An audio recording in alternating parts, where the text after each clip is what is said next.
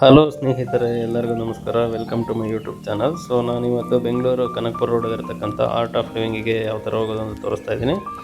So ಬನ್ನಿ ಇವಾಗ ನಾನು ಇನ್ಯಾಕೆ ತಡ ತೋರಿಸ್ತಾ ಇದ್ದೀನಿ ಒಳಗಡೆ ಅಲ್ಲಿ ಆರ್ಟ್ ಆಫ್ ಲಿವಿಂಗಲ್ಲಿ ಏನೇನಿದೆ ಅಂತ ಹೇಳ್ಬಿಟ್ಟು. ಇದಕ್ಕಿಂತ ಮುಂಚೆ ನನ್ನ ಚಾನಲ್ ಸಬ್ಸ್ಕ್ರೈಬ್ ಮಾಡಿಲ್ಲ ಮತ್ತು ಲೈಕ್ ಮಾಡಿಲ್ಲ ಅಂತಾರೆ, ಸಬ್ಸ್ಕ್ರೈಬ್ ಮಾಡಿ, ಲೈಕ್ ಮಾಡಿ ಮತ್ತು ಬೆಲ್ ಬಟನನ್ನು ಪ್ರೆಸ್ ಮಾಡಿ.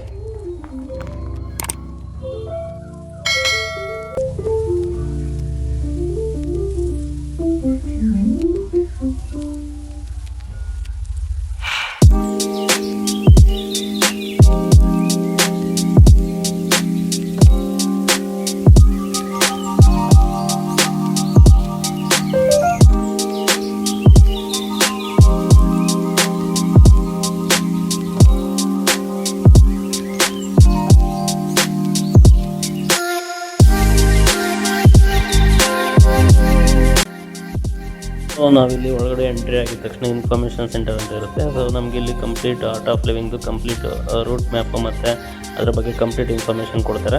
ಮತ್ತು ಇಲ್ಲಿ ನಮಗೆ ಶಟಲ್ ಬಸ್ ಅಂತಲೂ ಬರ್ತವೆ. ಅವು ನಮಗೆ ಕಂಪ್ಲೀಟ್ ಟೂರ್ ಮಾಡೋದಕ್ಕೆ ತುಂಬ ಹೆಲ್ಪ್ ಮಾಡ್ತವೆ.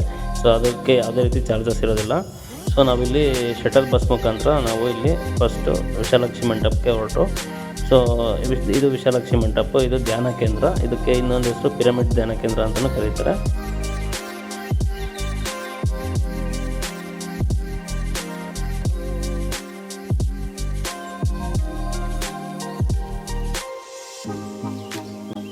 ಸೊ ಇದು ವಿಶಾಲಾಕ್ಷಿ ಮಂಟಪದ್ದು ಇನ್ಸೈಡ್ ವ್ಯೂ. ಸೊ ಇದು ಕಂಪ್ಲೀಟ್ ಸೈಲೆನ್ಸ್ ಏರಿಯಾ, ಮತ್ತು ಇಲ್ಲೆಲ್ಲ ಧ್ಯಾನ ಮಾಡ್ತಾ ಇರ್ತಾರೆ. ಇದು ತುಂಬ ಸೈಲೆಂಟಾಗಿರಬೇಕು.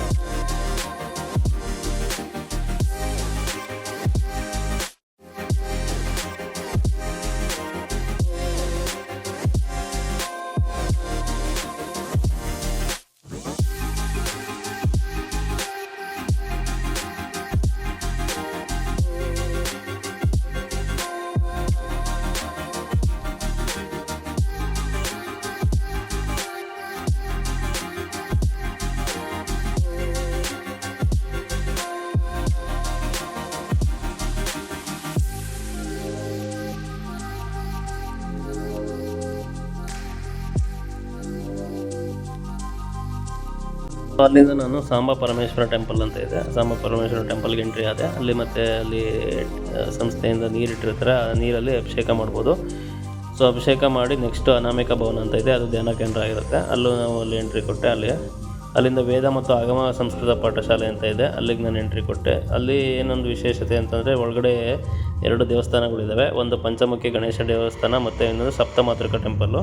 ಸೊ ನೀವು ಇಲ್ಲಿ ನೋಡ್ಬೋದು ಇನ್ಸೈಡು ಸಪ್ತಮಾತೃಕ ಟೆಂಪಲ್ ಇದು. ಅಲ್ಲಿ ನಮಗೆ ಮೊಬೈಲ್ ಅಲೋ ಮಾಡೋದಿಲ್ಲ ಪಂಚಮುಖಿ ಗಣೇಶ ಟೆಂಪಲ್ ಹತ್ರ.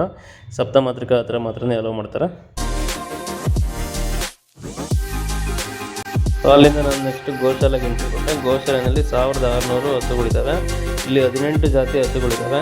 ನೀವಿಲ್ಲಿ ನೋಡ್ಬೋದು, ಇದೆಲ್ಲ ಕಂಪ್ಲೀಟಾಗಿ 1600 ಹಸುಗಳು ನಿಮಗೆ ಕಂಪ್ಲೀಟ್. ಇದು ಆಲ್ಮೋಸ್ಟ್ ಒಂದು 2 ಎಕರೆ 3 ಎಕರೆ ಜಾಗದಲ್ಲಿ ಮಾಡಿದ್ದಾರೆ.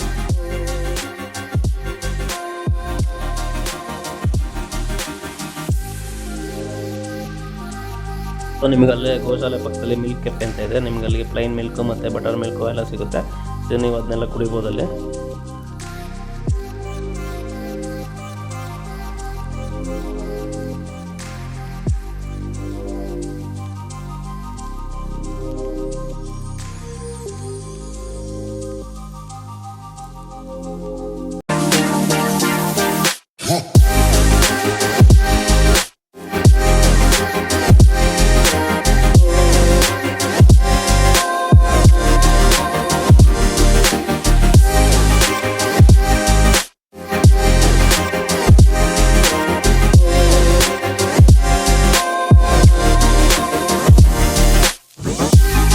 ಸೊ ಅಲ್ಲಿಂದ ನಾನು ನಕ್ಷತ್ರವನ ಅಂತ ಇದೆ, ನಕ್ಷತ್ರವನಕ್ಕೆ ಹೋದೆ. ಸೊ ಅಲ್ಲಿ ಏನಪ್ಪ ವಿಶೇಷತೆ ಅಂತಂದರೆ ನವಗ್ರಹ ಜಾತಿಯ ಎಲ್ಲ ಗಿಡಗಳ್ನೂ ಹಾಕಿದ್ದಾರೆ ಅಲ್ಲಿ. ಸೊ ಪ್ರತಿಯೊಂದು ಗಿಡಕ್ಕೂ ಅಲ್ಲಿ ಒಂದು ನೇಮ್ ಬೋರ್ಡ್ ಹಾಕಿ, ಸೊ ಅಲ್ಲಿ ಯಾವ್ಯಾವ ಥರ ಇದೆ ಏನೇನು ಅಂತ ಹೇಳ್ಬಿಟ್ಟು ಅದರಲ್ಲಿ ಮೆನ್ಷನ್ ಮಾಡಿದ್ದಾರೆ.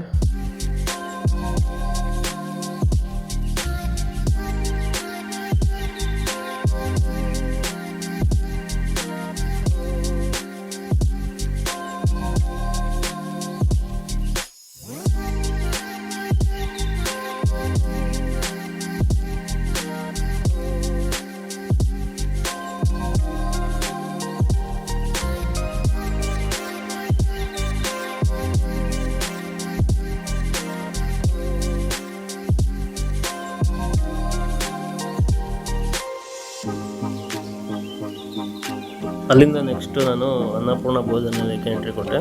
ಸೊ ಅನ್ನಪೂರ್ಣ ಭೋಜನಾಲಯದಲ್ಲಿ ನಮಗೆ ಪ್ರತಿದಿನ ಅಲ್ಲಿ ಊಟ ಕೊಡ್ತಾರೆ. ಸೊ ನೀವು ಇಲ್ಲಿ ನೋಡ್ಬೋದು ಎಷ್ಟೊಂದು ಜನ ಬಂದಿದ್ದಾರೆ, ಮತ್ತು ಊಟ ತುಂಬ ಚೆನ್ನಾಗಿರುತ್ತೆ. ಅಲ್ಲಿ ಸೆಲ್ಫ್ ಸರ್ವಿಸ್ ಇರುತ್ತೆ, ಮತ್ತು ಕೆಲವೊಂದು ಟೈಮಲ್ಲಿ ಯಾರೋ ವಾಲಂಟ್ರಿಯಾಗಿ ಬಡಿಸೋರಿದ್ರೆ ಅವರು ಕೂಡ ಬಡಿಸ್ತಾ ಇರ್ತಾರೆ. ಸೊ ಇಲ್ಲಿ ಊಟ ತುಂಬ ಚೆನ್ನಾಗಿರುತ್ತೆ.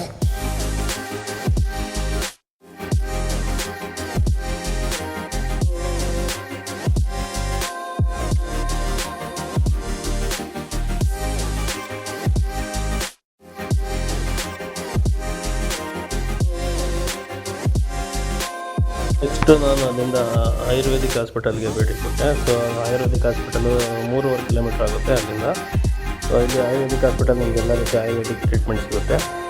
ಸೊ ಇದು ಇಷ್ಟು one day tour Ravishankar Guruji ಆಶ್ರಮದ್ದು. ಈ ವಿಡಿಯೋ ನಿಮಗೆ ಇಷ್ಟ ಆಗಿದೆ ಅಂತ ತಿಳ್ಕೊತೀನಿ.